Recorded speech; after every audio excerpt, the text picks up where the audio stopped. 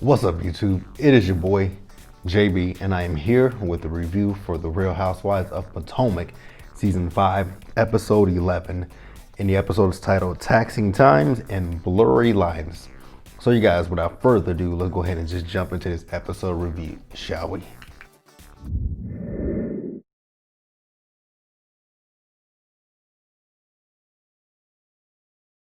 All right, you guys. So the first thing we're going to talk about Monique first. But before we get into Monique, have you guys been keeping up with what's going on in blogs? I talked about Real Housewives of Atlanta in my week's hottest topic video. And if you guys aren't aware, Cynthia got married yesterday. She had 250 guests. And from those photos, it did not look like anybody was social distancing at that wedding. But congrats go out to Cynthia and Mike. I just don't know if I would have went to that wedding. I probably would have to tell Cynthia to fuck herself. Now, I don't mean, and I would say it, like Cynthia, girl, I don't mean this in a negative way that it's gonna come off, but fuck you in this wedding. I'm not gonna put my life and health at risk. Man, I don't know what that was on Eva's head, but I know the best dressed woman at that wedding, Portia Williams. I don't know what Giselle had on at the wedding. It looked like she was going to a church gathering. Then, Karen was there. She looked really nice. But once again, congratulations to Cynthia and Mike. Now, let's talk about this episode and talk about Monique. So, Monique actually came up at the end of the episode, but since there's not a lot to discuss with this, I decided to put her first. So, Monique, we see her, and she has her pastor and her first lady come over to the house. And they are discussing the situation with Candice, which at this point, I'm over the situation. I'm over it. I'm tired of talking about it. But, Monique, talking about, the adrenaline has gone down and she feels like she can talk about it. But the thing that got me was with Monique, I didn't feel like Monique was owning up to her part in it. She was still, telling what she remembers. She was talking about she's still blacked out. But the thing that bothered me was the fact that she said that, Candice is aggressive and combative. Now, if you know that she's aggressive and combative, your words, not mine. If you know that about her, then why did you continue to engage in that argument with her? If you know somebody is aggressive and combative, I would be like, let me get myself out of this situation before this goes left. And it did go left. So that's my problem with Monique. I feel like, even with her talking to her pastor, she was talking about she was ready to apologize and she felt bad. But I don't know if she necessarily really felt bad. I don't know if it's her trying to save an image or something. I don't know. But for her to say that the girl was aggressive and combative, that kind of threw me for a loop, to be quite honest with you guys. Threw me for a big loop. Because like I said, once again, if you know that she's aggressive and combative, why did you go back and forth with her? That would have been a situation of, what, I'm too old for this, I'm too grown for this. I'm not going to sit here and stoop to your level and play your game. So let me do me and you a favor and walk the hell away. But Monique did not do that. So when it comes down to Monique and Candice, I want them to both be able to accept fault in it. But once again, like I've said plenty of times before, I place more on Monique than I do on Candice, but they both had a part in this situation. I just place it a little bit more on Monique than Candice. But let's move on, you guys.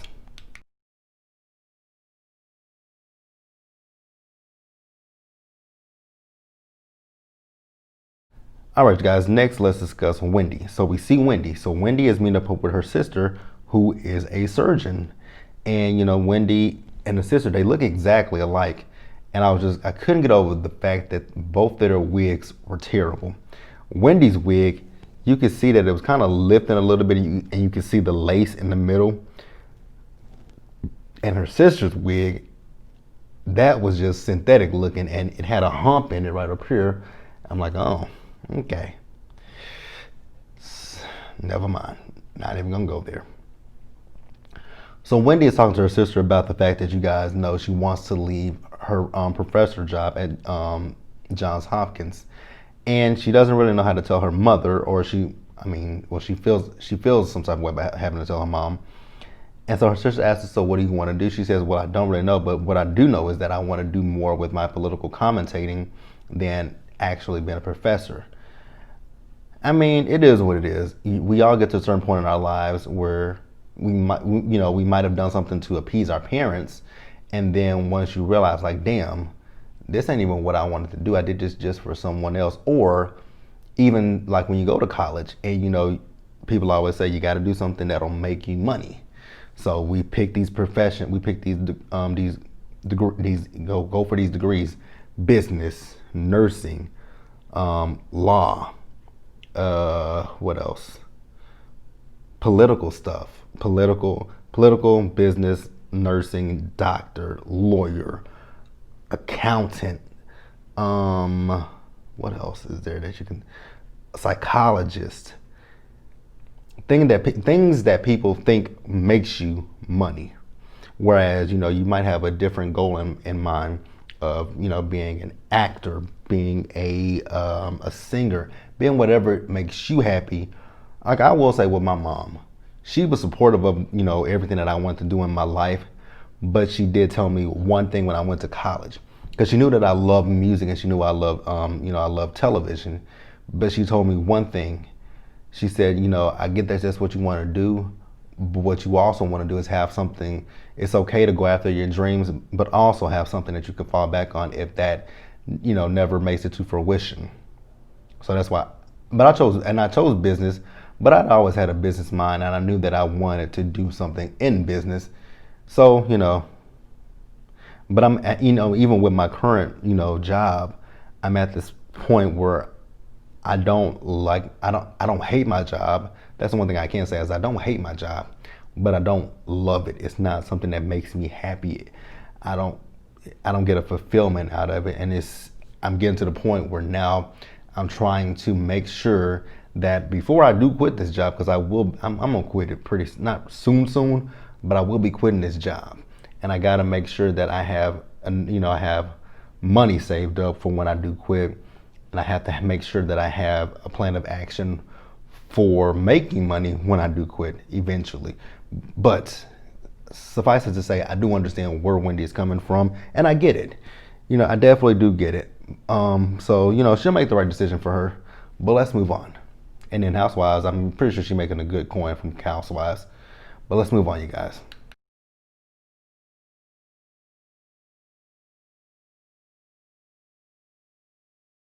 All right, you guys. Next, let's talk about Candice. So we see Candice. So Candice has Robin come over to her place, and she and Robin are talking about the meeting that they had with Monique in last week's episode, and she's talking about the fact that Monique was not, taking accountability. She wasn't remorseful, and I'm not gonna sit here and say that I blame Monique for saying she wasn't remorseful. If she didn't feel any remorse, then that's on her. Like, you can't make her feel remorse for something that she doesn't feel remorse for. You can't make her apologize for something that she doesn't feel that she was wrong for. So I was okay with her with that stance that she didn't feel remorse. She didn't want to apologize to Candice. I respected that, because what I won't respect is someone who tells you, "Oh, I'm sorry," but they're lying through their teeth. Like that, I can't deal with. That I can't deal with. Like, don't sit here and give me a fake ass apology when you don't mean it. Say what you mean and mean what you say is how I feel. So, and then they also talk about the fact, well, actually, it was Robin who mentioned Karen, and the fact that Karen really wasn't saying much. Now, I know that some of the girls have an issue with Karen not addressing Monique. Now, the one thing that I will say, however, about Karen is that I do have a lot of respect for Karen about the fact that she is neutral. So we think, we'll discuss that in a few minutes. We think, so Karen is neutral when it comes to Monique and with Candice, because they're both good friends of hers. So she is not saying that, oh, Monique is at fault for this, or oh, Candice is at fault for this. She's saying that there's equal blame on both sides, and I respect that aspect from Karen. Now, while they're talking about Karen, Candice lets it out that, she had been talking to Karen, and the fact that Karen told her maybe she should look into taking legal action. And I was like, oh, wasn't expecting that Karen would tell, her to take legal action against Monique when she's friends with her. I think Karen would have been better staying out of that situation at that point. I really do think that Karen would have been better off just saying, you know what, Candice, I'm neutral. Whatever you do, I support you. And vice versa with Monique. Whatever you do involving Candice, I support you. Now here's the thing that here's looking at the footage and what we know back then. We know that Candice did press charges against Monique, but then Monique came back and pressed charges against Candice. And looking at the footage, Monique was being petty. It was tit for tat with Monique because Candice didn't do anything to you. Now I know Monique believes in her head that Candice threw the wine in her face and hit her with the wine glass, but that's not how it necessarily happened. So yeah, when Monique, that was a tit for tat. So then, they switch the subjects and talk about Robin and her tax issues and the fact that Robin has $90,000 in taxes. I'm like, how the hell do you get $90,000 in taxes? And I thought it was so funny that they, in Candice's interview look with the producers, she was talking about the fact that, Robin had come at Karen in season 3 about her tax issues, and lo and behold, you got your own tax issues. Do I remember seeing that yes, I do remember seeing that in the blogs. But I think the thing was during this time with the blogs, the biggest story with Potomac was the fight. But you did see a sprinkle of Robin's tax issues, which was kind of blown over. But $90,000 in taxes. And she said she forgot to, put some money on it that she made. No, you didn't forget it. You omitted it intentionally. Was it tax? And this is me being serious. Was it non-tax money? Like money under the table? I mean, I'm gonna shut up. Let's move on. Oh yeah, I forgot to mention the fact that Candice and her mom, they went out so Candice is looking to adopt a dog. And I have a lot of respect for Candice. I will say that. Because, you guys know Candice is not sure she wants to, be a mother. So she's taking a different approach. She is adopting a dog to see if, now, I mean, I don't know how you can compare a dog to a human, but, hey, it is what it is. You got to take care of them. This no, not even close. But I mean, I guess I can see. Can I see the comparison? No, can't see the comparison, but I do get where she's coming from. If she can take care of the dog, I guess she feels that she can take care of a human. Okay, if that's what she feels, cool. Who am I to say? Who am I to judge? Who am I to say boo to it? So her and her mom talk about the altercation with Monique, and her mom was talking about the fact, what grown woman in public says, I'm gonna kill that bitch, and XYZ, and everything that happened. And at this point that they need to look into speaking to the lawyers. I mean, I get it. I really do. I do get it. Would this be something that I would do if I got into a fight with somebody that I was cool with? No. I wouldn't press charges against you. I wouldn't. We wouldn't be friends anymore, but I wouldn't necessarily press charges against you. I wouldn't think about getting the cops involved. It is what it is. Especially if I beat your ass, even if you beat my ass, I'd be like, oh, we'll have to see each other once. We're gonna have to see each other again sometime soon.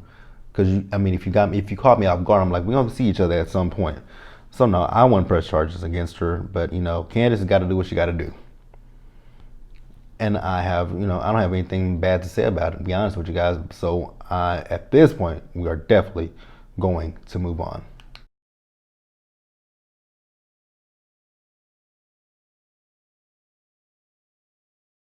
And then let's move over to this nothing ass scene with Robin. So we see Robin and Juan go out to dinner.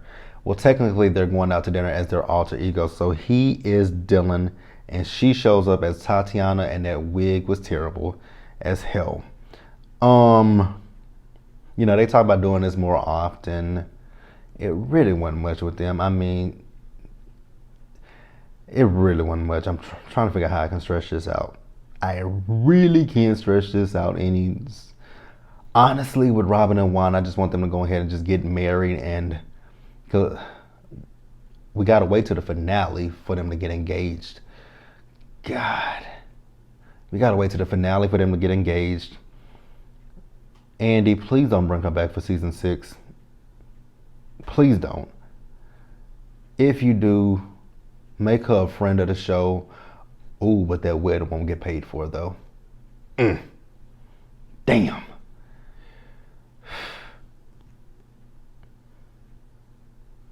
Speaking of weddings, I've already mentioned it, but I don't know if Cynthia's wedding got paid for by Bravo, because I don't believe Bravo filmed her wedding because of the fact that that was like a super spreader event, and they didn't want to take that liability risk. Speaking of Robin and Juan, yeah, y'all ain't getting that wedding paid for, because Bravo not gonna pay for a whole hell of a lot of people to come to the wedding.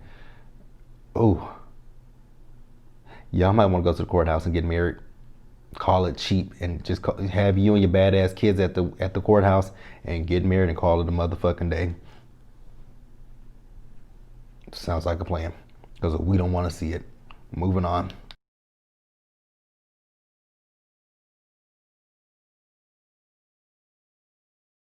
And then you guys, let's wrap the episode up with Karen. So the episode opened, we saw Karen, and Karen called Ashley. So she's going to Surrey, Virginia for her homecoming, and she's inviting Ashley and Giselle, which I thought that was pretty odd. But okay, I'm like, okay, cool, let's go. So Ash was like, okay, well, is it gonna be baby friendly? She's like, if it needs to be, absolutely. So Ashley does go with her to Surrey, Virginia with Giselle. No baby Dean for once. So then Ray was pushing her ass out of that house. Like, Ray was like, get the fuck out, don't come back. And then, she was like trying to get a kiss from him. He closed that door, and I don't know why Bravo did that. Bravo was so fucking petty. They showed him closing that door from 3 different angles. I'm like, y'all ain't shit. So then, they are heading, like I said, it's Karen, it's Ashley and Giselle, and they're heading down to Surrey, Virginia. And I love the fact that, Karen's talking about her family, the fact that, they were owned by the slaves, but now they own that plantation where the slaves, own them. It's come full circle, which is really good. It's a slap in the face to the slave owners. Like, yeah, you owned us, but now we own this land. So cool for them. And then we are introduced to two of Karen's cousins and 2 of her aunts. Her aunts look really good. Like, I would imagine that they're women of a certain age, because we know Karen is a woman of a certain age. So I'm pretty sure her aunts are a little bit older than she is, but they both look so good. So they're walking around the farm, and they harvest some corn, and then once they finish that, Monique calls Ashley, and Ashley puts it on speaker, and they ask Monique how's she doing, and she's like, oh, she's drained and she's on edge, but she said if it wasn't Candice, it could have been anybody. I'm like, Monique, why are you saying stuff like this? I mean, I get it. I do. No, I don't. Yes, I do.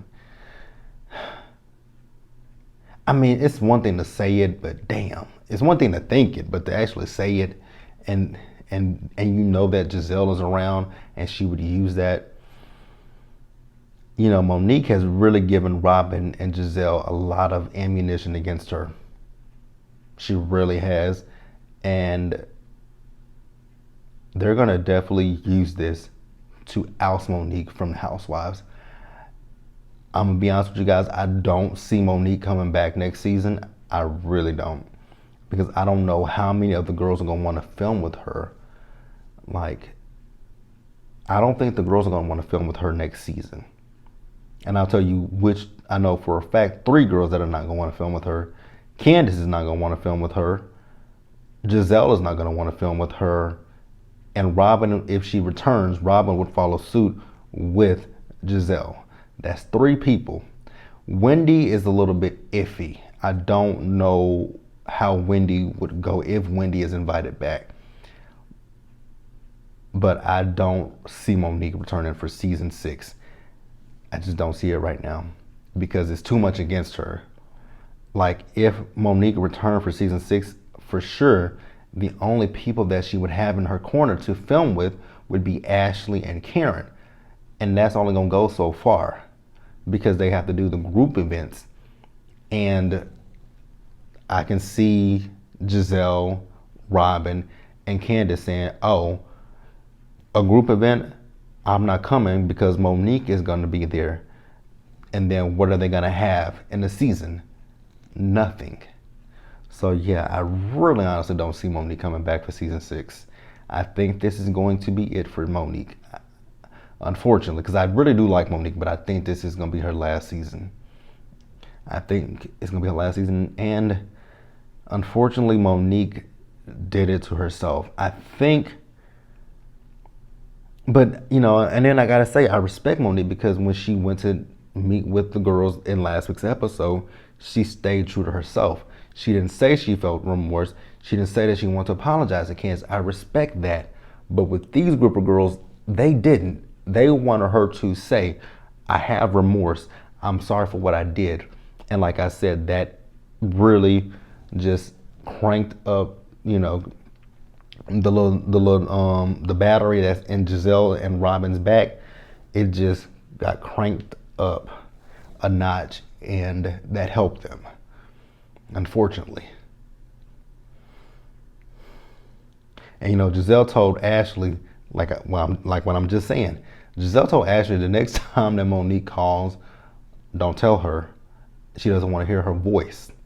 I'm like, yep, this is their way of pushing Monique out of this show. And she gave it to them. Unfortunately, she gave them what they wanted. She gave Gizelle what Gizelle has been wanting since she came on this show. Actually, she gave Gizelle what she wanted since season 3, when Charisse and Monique brought on Kendall, Sherman's ex-wife. You played into her hand. Because this is get back. Honestly, you guys, this is definitely get back for Gizelle. And she's relishing in it. So then, you know, Gizelle says that, you know, if she was Candice, she would have pressed charges that same night. And then that's when Karen says, you know, with the conversation that she had with Candice, she told Candice that maybe she should look into what she can do legally. It is what it is with this one. Monique. I like you, but I do think you genuinely fucked yourself out of this with this show. I do. And then also the fact that the producers are playing everything back. Like, this reunion is not going to be a good one for Monique. They are going to come at Monique at the reunion. I can already see it. So then, you know, we move over to the parade. I'm from a small town. That parade, even in my hometown, our parades are never like that small. We have like, I'm very, very small town, but our parades are big and, you know, huge, but never to that extent like that. That was super duper small. So then, you know, to close the episode out, Karen takes the girls to her church. You know, she said the last time that she was there, it was for her dad's funeral. And, you know, I really do, my heart breaks for Karen because, you know, I can't imagine what it's like to lose both of your parents within 7 months of one another. I can't imagine that. You know, with my mom and my grandmother who both raised me, my grandmother passed away first. She passed away in 2013. And then my mom passed away in 2017. So there was a big gap in between that. And, you know, by the time after my grandmother passed, it was really hard for me. But then, you know, after actually the year that my mom passed, it was like I noticed that, hey, I don't have those same feelings of sadness, of grief, of the sadness and the grief that I felt for my grandmother. But then when my mom passed, I know I understand what Karen feels, but I can't imagine what it's like to lose them back to back. Even though I have lost family members back to back. Like my uncle, I had 2 uncles that were twins. One passed before Thanksgiving in 2012. My grandmother passed on New Year's Day, 2013, and then my uncle, the other twin, passed at the end of January. So yeah, I do know what it feels like to lose, you know, family members back to back. it's difficult. It's tough. Really tough. But you guys, that's gonna wrap it up for me with this review. Be sure to like this video, leave your comments in the comment section below, subscribe to the channel, hit that bell notification button so you guys are aware of when I drop anything else, and share this video. And until the next one, you guys, do me a solid favor out there. Take care of yourselves, stay safe, stay warm, stay hydrated, wash your hands, wear a mask, and until the next one, you guys, I'll see you guys later.